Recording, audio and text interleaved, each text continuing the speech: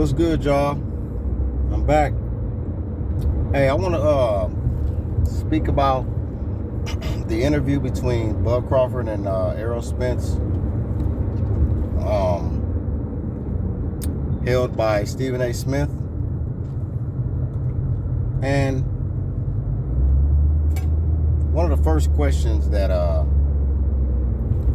Stephen A. asked Errol was, how excited are you about this fight finally happening, and what took so long? Why did it take so long for this fight to come about? And watch, y'all, it's gonna be we're gonna hear more questions. There's gonna be a lot more pressure put on Errol to explain to everybody why, because even though other people are gonna try to deflect and they're gonna try to make it seem like Bud was the one that was holding up the fight, but really, in actuality, Errol Spence has been the only one holding up the fight. He even admitted with this little weak interview that he did with his wife, talking about how he was, doing a whole lot of partying and not taking things serious and not taking care of his body. But when Errol answered the question, he didn't really give a straight answer. I mean, I'm not surprised. I knew what kind of answer he was going to give. And he said, well, great things take time, and, but we here now. And I'm like, damn, bruh. I ain't even feeling the fact that Stephen A. let him off the hook that quick. He didn't answer the question as to why this fight has been held up so long. Great things take time, huh? Nah, in reality, sir, you weren't prepared. You weren't ready. Whether you were overweight or whether your camp didn't believe in you, that you were ready to fight Bud yet, or maybe you didn't believe in you, Errol. But I like how Bud highlighted, he was talking about, he's very, very excited. He said it's been very frustrating, having to wait, and that it's took this long. But he said that Errol said he's gonna go the easy route. So he went the easy route and got his belts, and now here we are. But I hope leading up to the fight, more people asked Errol what was really going on, and why did him and Al have so many issues, and why was there such a holdup during the negotiations, or why wasn't Errol involved in the negotiations in the beginning, especially when when Bud had to meet with Al, about what it is going to take. Bud went out. He addressed the world and told them exactly. He told us the truth and nothing but the truth. Like he said, he explained word for word exactly what went on, what transpired, and why the negotiations did not materialize. He already revealed that Errol was nowhere near. He was not involved. He was not there during the negotiations. And while Bud was trying to conduct business on his own and pull the strings himself, Errol was the one that was getting drunk, popping pills,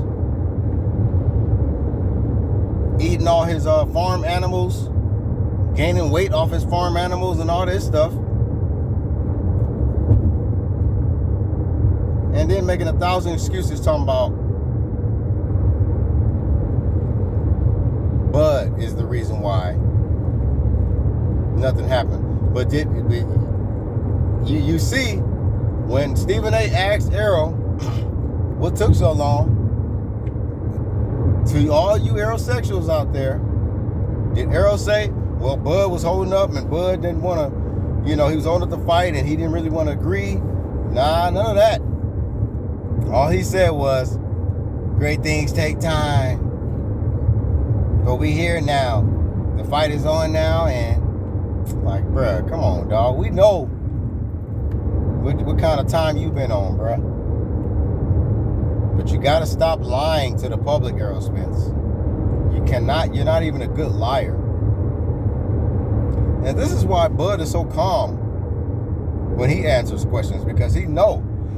As a matter of fact, I respect Bud a lot more now, because Bud, he could, now maybe leading up to the fight, if Errol start getting cocky and start letting his fan base and his camp pump him up and make him think he that guy again, or make him feel cocky, then Bud gonna probably really expose him. But I respect the fact that Bud didn't expose Errol entirely, as far as why things didn't work out the first time. So I see how Bud is just being quiet about it. He's observing. He's like, yeah, I'm just letting Errol say what he's gonna say, because the fight is here now. So Bud is just ready for the fight. He's ready to get it on, and he's ready to prove to the world that why he's the best fighter in the world, why he's been ranked pound for pound #1, and he is determined to become 2-time undisputed champion of the world. But Errol Spence, for him to say, I'm a man of my word, and Negro, please. The only reason why, in my opinion, why Errol Spence finally agreed to fight Bud is because he had no other choice. He had nowhere to go. If he was to fight Thurman, everybody would destroy him in the media. Everybody would drag him and say, bruh, you a hypocrite. You a lame. You about to fight Thurman, and you're not going to even fight him at 147. You're going to go up to 154 to fight him for no belt? That would have been the stupidest thing ever. You would have been banned from boxing. And then for anybody for these goofballs to even say that Errol is going to go to 154 and he might fight Jermell Charlo, they some idiots for saying that. Like, I knew it. I made a video where I said, knock it off. That's not going to happen. There's no possible way that Jermell would fight Errol. They're stablemates. They have the same trainer. They're good friends. So all of that was just another distraction tactic to take away from putting pressure on Errol to fight Bud. So he couldn't fight at 154. There was nothing for him to fight at 154 for. He was not going to fight for Jermell's belts, and he has all the belts. Bud already said after he beats Errol, he's going to go after Jermell for his belts, so he can try to be 3-time undisputed champion. Of course, he has to get past Errol first. And like I said, may the best man win. But for all of you clowns out there to try to make it seem like Errol was doing everything possible to make this fight happen, he was not. But he knew the powers that be, Al Heyman and whoever else, started putting pressure on Errol. And they was like, look, Negro, you better start training now. You better start burning weight now, because you're not going to fight Thurman at 154. I don't care who gave you the special privilege to fight Thurman at a catch weight at 154. When he said he's not leaving 147 until he becomes undisputed.